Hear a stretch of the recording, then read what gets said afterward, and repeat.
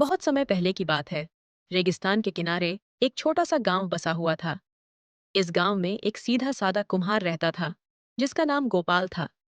गोपाल मेहनती, ईमानदार और शांत स्वभाव का व्यक्ति था। वह मिट्टी से सुंदर सुंदर बर्तन बनाता और उन्हें बेचकर अपने परिवार का पेट पालता था। रेगिस्तान की तपती दोपहरें और ठंडी रातें उसके जीवन का हिस्सा बन चुकी थीं। वह हर दिन सुबह सवेरे उठकर पास के तालाब से मिट्टी लाता।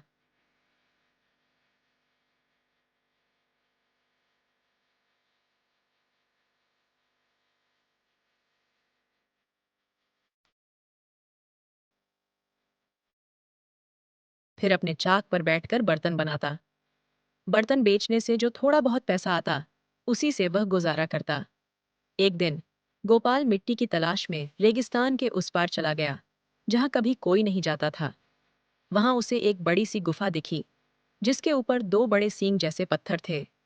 गुफा डरावनी लग रही थी, लेकिन गोपाल को लगा कि इसके पास की मिट्टी बेहद मुलायम और उपयुक्त है। जैसे ही वह गुफा के पास मिट्टी खोदने लगा, एक रहस्यमयी धुआं निकला और अचानक एक नीला जिन्न उसके सामने प्रकट हो गया। वह जिन्न बड़ा विचित्र था। नीला शरीर, काली मूंछें और पीले रंग की बनियान पहने हुए। गोपाल घबरा गया, लेकिन जिन्न मुस्कुराया और बोला, डर मत इंसान, मैं कोई बुरा जिन्न नहीं हूँ। सदियों से इस गुफा में कैद था।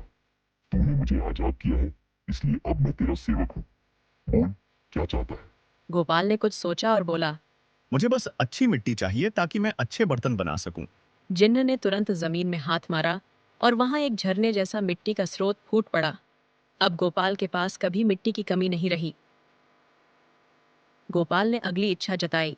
मैं दिन भर मेहनत करता हूं, लेकिन ज्यादा बर्तन नहीं बना पाता। मेरी मदद कर ताकि मैं हर दिन 100 बर्तन बना सकूं। जिन्न ने मुस्कुराकर कहा, हो जाएगा। अब जैसे ही गोपाल चाक पर बैठता, जिन्न उसके साथ मिलकर तेजी से बर्तन बनाता। कुछ ही दिनों में गोपाल की आमदनी बढ़ गई। जैसे ही गांव वालों ने देखा कि गोपाल अचानक अमीर हो गया है, वे हैरान रह गए। पहले जो लोग उसे तुच्छ समझते थे, अब उससे जलने लगे। उन्होंने कई बार उससे पूछा कि उसका रहस्य क्या है, लेकिन गोपाल चुप रहता। एक दिन गांव का मुखिया बोला। है गोपाल, तेरा काम अब जादू जैसा हो गया है। तू जरूर कोई तंत्र मंत्र कर रहा है। सब सच बता, वरना तुझे गांव से निकाल देंगे। गोपाल बहुत डर गया। उसने मजबूरी में जिन्न के बारे में सब बता दिया। गांव वालों ने सोचा, अगर हमें भी वह जिन्न मिल जाए तो हम भी अमीर बन सकते हैं। वे सब मिलकर उस गुफा में पहुंचे और जोर जोर से जिन्न को बुलाने लगे। लेकिन जिन्न अब केवल गोपाल की सेवा में था।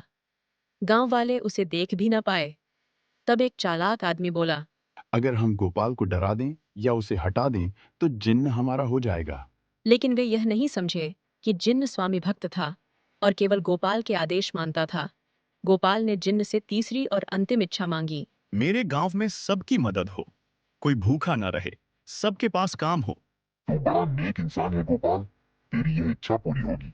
अब जिन्न ने गांव में नहरें बनवा दी, खेतों में उपज बढ़ा दी। हर किसी को उसकी मेहनत के अनुसार फल मिलने लगा। गांव बदल गया। अब वह सिर्फ गोपाल का गांव नहीं था, बल्कि समृद्धि का प्रतीक बन गया।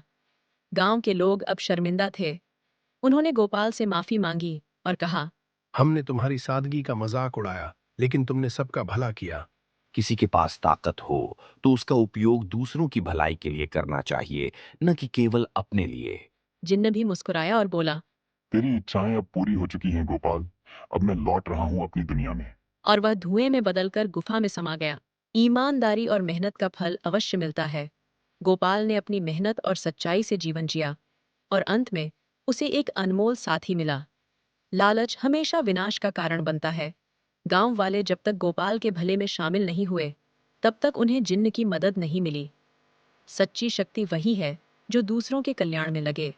गोपाल ने अपनी तीसरी इच्छा स्वयं के लिए नहीं, बल्कि पूरे गांव के लिए मांगी। कभी भी किसी को कमजोर न समझो। जो लोग गोपाल को मामूली कुम्हार समझते थे, वही बाद में उससे माफी मांगते नजर आए।